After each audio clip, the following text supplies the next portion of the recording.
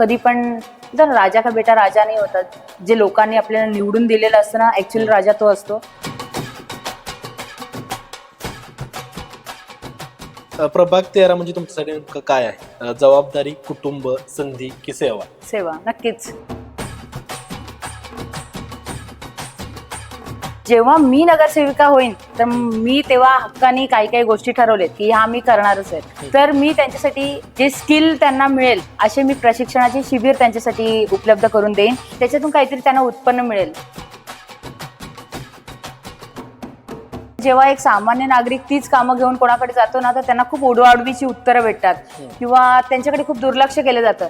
आणि हे जेव्हा जवळून बघितलं ना, तेव्हा जाणवलं की जर ही लोक मला त्यांच्या घरातला सदस्य मानतात तर माझं कर्तव्य आहे की त्यांची ही कामं सोडवण्यासाठी मी पुढाकार घ्यायला पाहिजे.